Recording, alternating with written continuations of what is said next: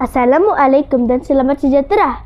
Saya ucapkan kepada barisan hakim yang arif lagi bijaksana, guru-guru yang berkarisma, dan seterusnya para penonton yang saya muliakan.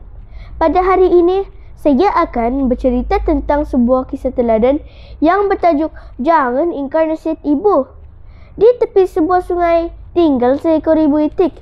Ibu itik mempunyai 2 ekor anak, iaitu Bobo dan Dudu. Kedua-dua ekor anak itik itu sangat nakal. Bobo dan Dudu selalu tidak mendengar kata-kata ibu itik. Setiap kali ibu itik memberi nasihat, Bobo dan Dudu memekakkan telinga. Bak kata pepatah, masuk telinga kanan, keluar telinga kiri. Ibu itik sering melarang Bobo dan Dudu supaya tidak bermain terlalu jauh. Tetapi Bobo dan Dudu tidak mengendahkan larangan tersebut.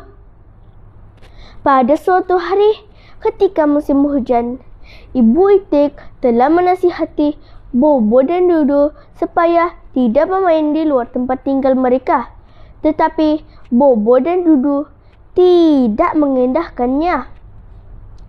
Anak-anak itik itu pun berlarian keluar ke kawasan kolam yang telah digenangi air banjir. Mari kawan kita mandi dalam kolam, mandi kolam dengan hati yang gembira. Begitulah bunyi lagu yang Bobo dan Dudu nyanyikan sambil berlari terkedek-kedek. Pada mulanya, Bobo dan Dudu berdiri di tempat yang agak jauh dari kawasan banjir itu. Tanpa disedari, tempat mereka berdiri itu juga telah digenangi air bah. Air bah naik dan pantas kerana hujan turun dengan lebat sekali. Bobo dan Dudu terkejut. Kedua-duanya segera berusaha menghindar dari situ. Namun sayang, 1000 kali sayang, Bobo telah dihanyutkan air. Kedua-duanya saling menjerit meminta pertolongan. Bujulah ibu itik segera datang. Ibu itik berusaha sedaya upaya menyelamatkan anaknya. Akhirnya, ibu itik berjaya menangkap Bobo lalu menariknya ke darat. Kemudian, ibu itik membawa Bobo dan Dudu pulang. Setiba di rumah, ibu itik memarahi Bobo dan Dudu. Bobo dan Dudu hanya tunduk. Mereka sadar bahawa mereka telah melakukan kesalahan dan menyusahkan hati ibu mereka. Namun demikian, mereka tetap tidak serik. Pada keesokan harinya, ibu itik mengingatkan anak-anaknya agar tidak keluar dari rumah kerana ada berita mengatakan seekor ular besar telah keluar dari hutan. Bobo dan Dudu tidak juga mengindahkan nasihat ibu mereka. Marilah kita pergi melihat ular besar itu. Betulkah ular itu sangat jahat? Tanya Dudu. Bobo pun mengangguk untuk mengiyakan kata-kata Dudu. Bobo dan Dudu keluar rumah secara senyap-senyap, kemudian berjalan menyusuri kebun dan sungai. Tiba-tiba, Bobo dan Dudu terlihat ada sesuatu bergerak di bawah semak. Tidak lama kemudian, kelihatan kepala yang sangat menakutkan. Ternyata, kepala itu ialah kepala ular. Bobo dan Dudu terpegun melihat ular tersebut. Sejurus kemudian, ular itu mengalihkan pandangannya ke arah mereka. Bobo dan Dudu ketakutan. Ular yang besar itu ingin mendekati mereka. Mereka segera berlari dari situ. Ular itu pun mula mengejar mereka dari arah belakang. Rupa-rupanya, ular itu lebih pantas jika dibandingkan dengan Bobo dan Dudu.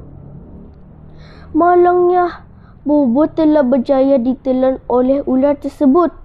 Tinggallah Dudu keseorangan. Dudu menangis ketakutan. Dudu segera pulang menemui ibunya. Sebaik sahaja ibu itik mendengar berita tersebut, ibu itik pengsan lalu jatuh sakit. Ibu itik selalu sahaja teringatkan Bobo yang telah mati dimakan ular. Oleh kerana ibu itik tidak berselera untuk bermakan, tubuhnya menjadi kurus. Dudu memohon maaf kerana tidak mendengar nasihat Ibu Itik. Dudu menangis penuh penyesalan.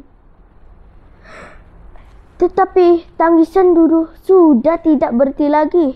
Tidak lama kemudian Ibu Itik itu pun mati. Semenjak hari itu tinggallah Dudu keseorangan. Dudu menangisi pemergian ibu dan adiknya. Dudu menguburkan ibunya di tepi sungai seperti yang diminta oleh ibunya. Setelah itu, Dudu pun meninggalkan tempat tersebut dengan penuh penyesalan. Dudu berjanji di hadapan kubur ibunya bahawa dia akan menjadi seekor itik yang baik. Kawan-kawan, begitulah berakhir kisah teladan yang menyayat hati. Banyak pengajaran yang boleh dijadikan daripada iktibar daripada kisah ini. Antaranya, 1. Kita hendaklah mendengar nasihat ibu atau bapa kerana mereka lebih berpengalaman daripada kita. 2. Kita hendaklah berfikir sebelum bertindak agar tidak menyesali kemudian hari. 3. Janganlah kita melakukan perkara yang boleh mendatangkan mudarat kepada kita dan orang lain. Sekian. Terima kasih.